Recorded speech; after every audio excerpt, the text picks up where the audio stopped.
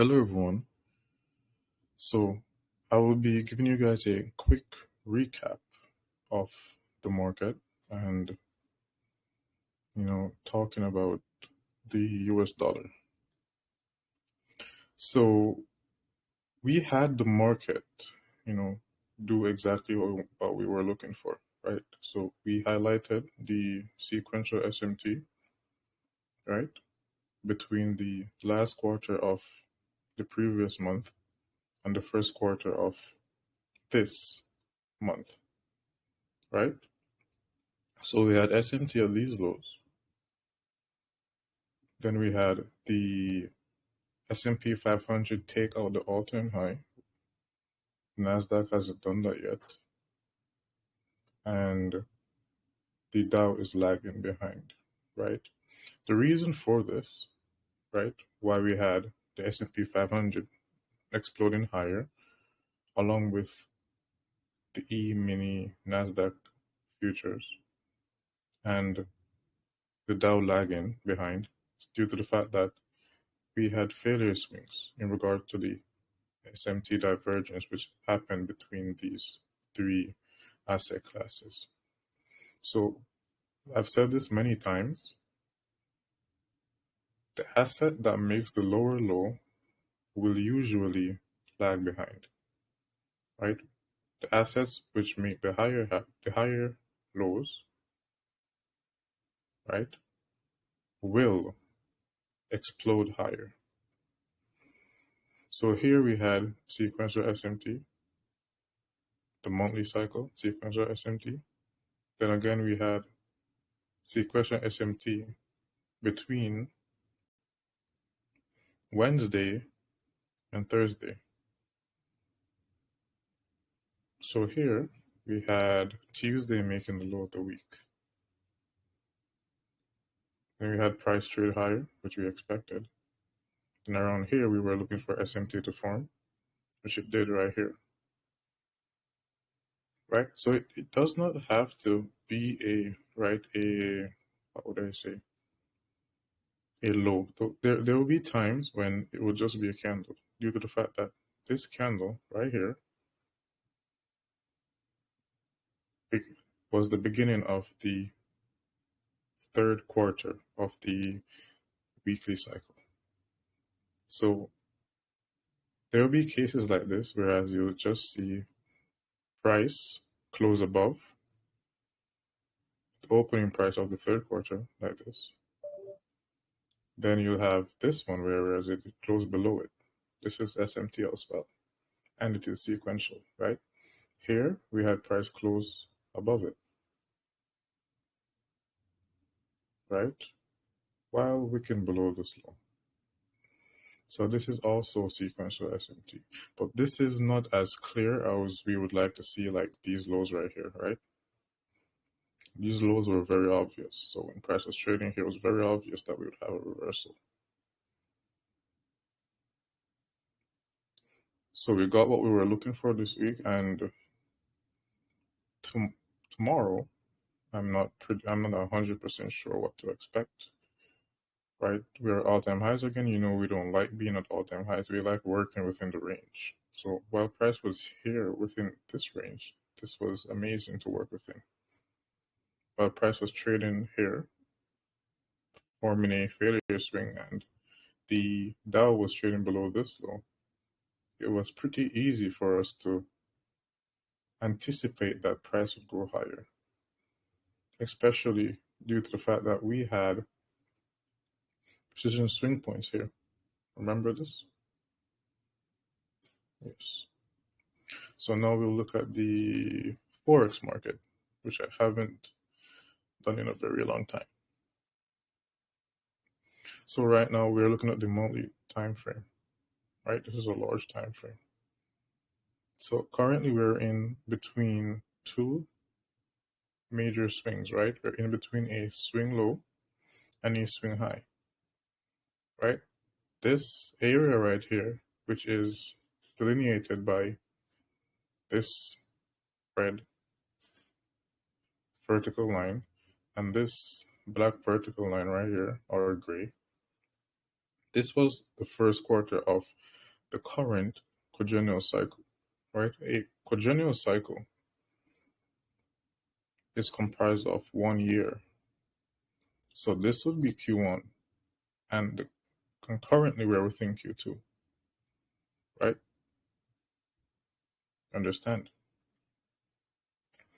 So this is the true open of the quadrennial cycle, which was January 1st, 2024. We are stuck in between major pools of liquidity, and we're currently at equilibrium, right? So this is why the markets are so reluctant to give us clean price action, right? We have buy side liquidity here at around 106.952, and we have sell side liquidity at 99.099, right? Currently, if we would see price trade below this low right here, this would be very good, right? But it would probably take some time before it would even do that. Or if it would trade above this high, then we would begin to have clean market conditions, right? So currently, like looking at the higher time frame, I think that this is the ultimate drawn liquidity, this high right here. But what I'm thinking is that if price drops and either take out this or this low, right, and create a sequential SMT here, right, say one of these fail to take out a high, or even if this fails to take out all on these, take out the high, then we would be looking for a major change in sentiment, which we could just use our lower time frame cycles to get in line with, right? Which would ultimately lead us to this high.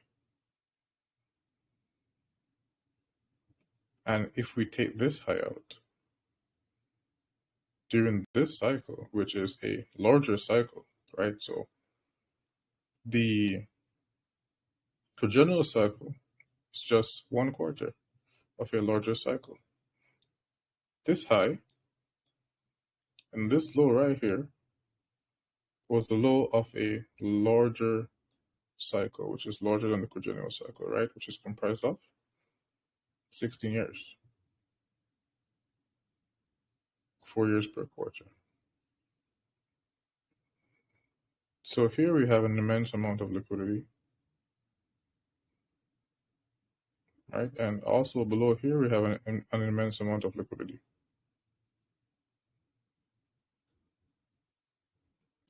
Remember what I said today? I said that the yearly cycle and the quadrennial cycle, and there are cycles above that, they function very well within the Forex market. So right now we're looking at price. It's not as clear. It's not clear, right? Because we have buy side liquidity here, sell side liquidity here. If you look at the lower time frames, then you won't be seeing this. But when you zoom out, you do. So if price goes below this low under a sequential SMT, then that would trigger a move higher. If price goes above this high under a sequential SMT, that would trigger a move lower. So we're looking at the macro view of price action right now. Remember, this is the true open of the quadrennial cycle, right? Currently, we have a swing high being formed right here.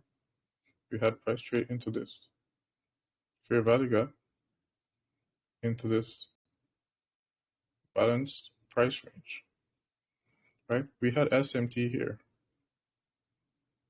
right? So we had price run above this high,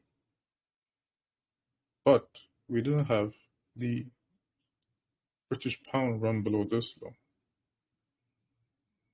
And this is usually a telltale sign in price action, right?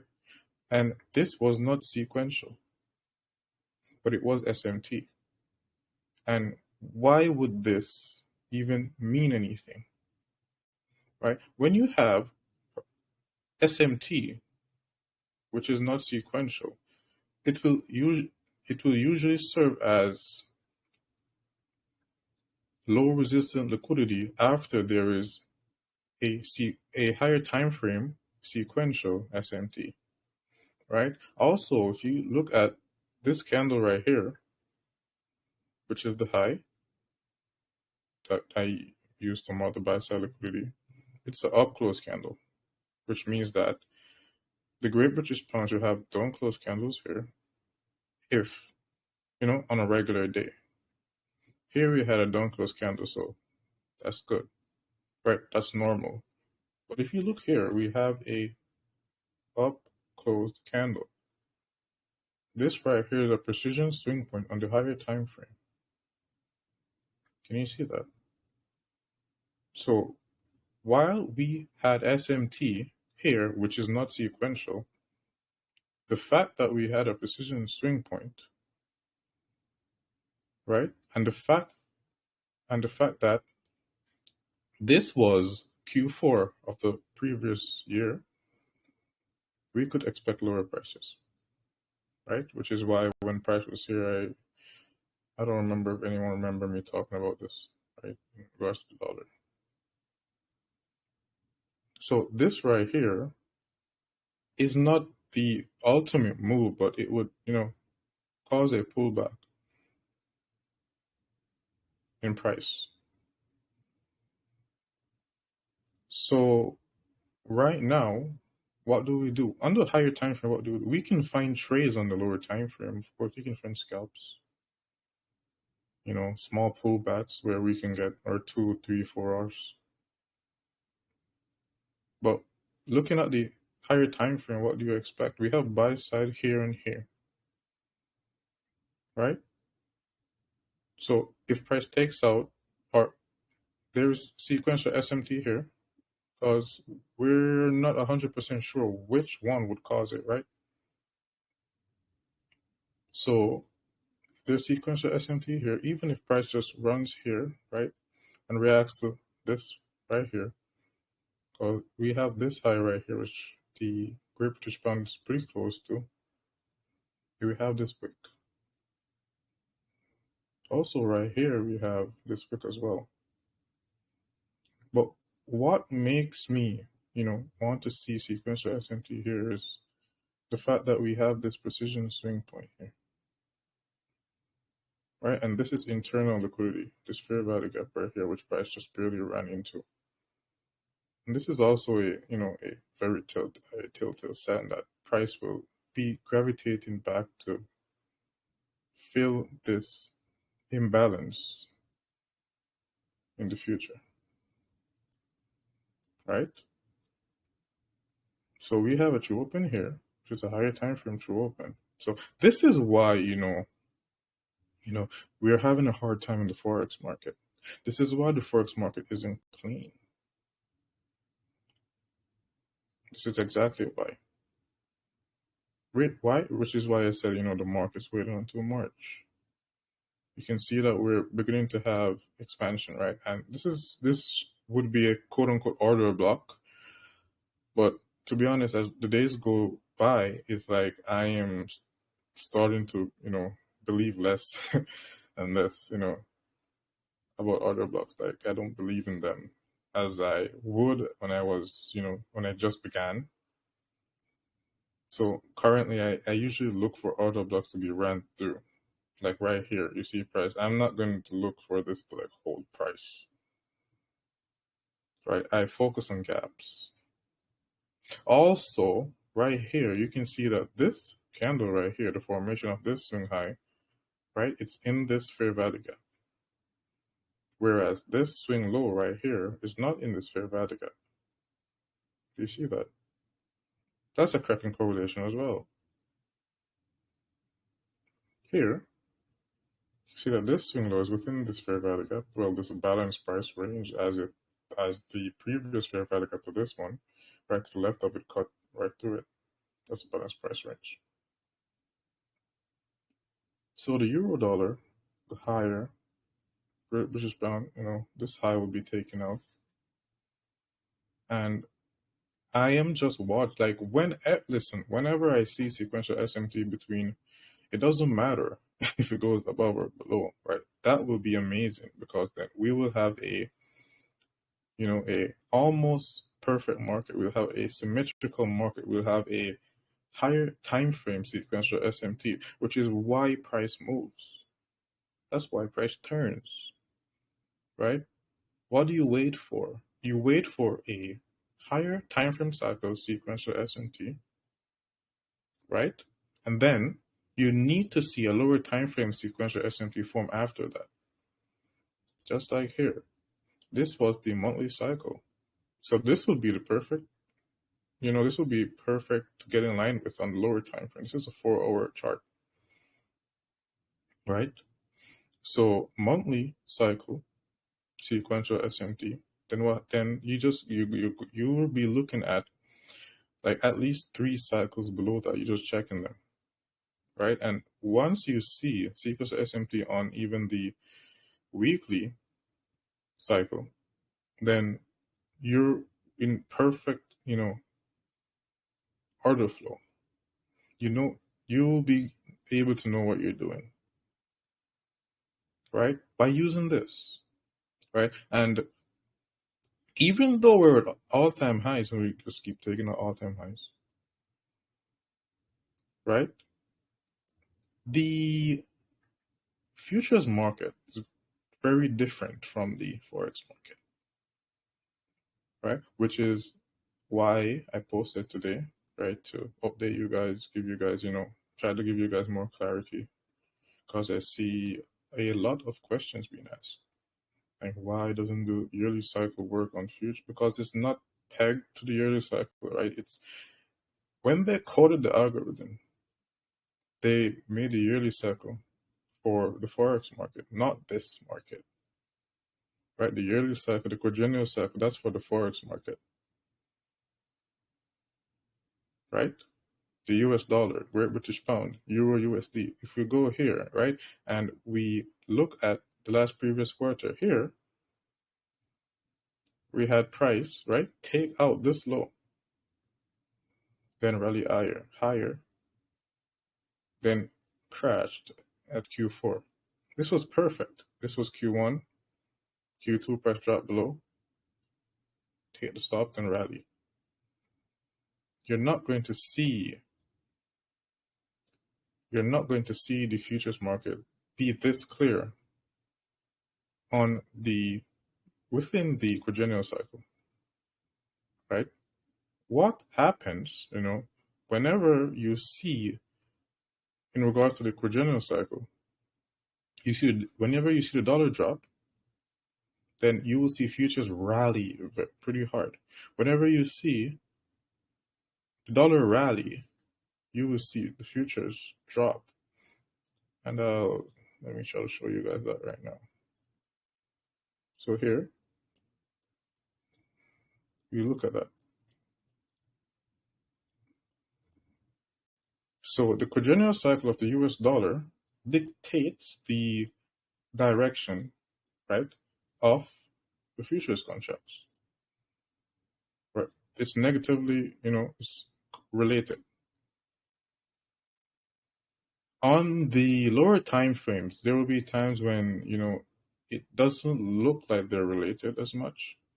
But when you zoom out and you use the quadrennial cycle of the forex market or the US dollar, right, and you compare it to the futures market, then everything becomes clearer, right? So for example, right here, when was this?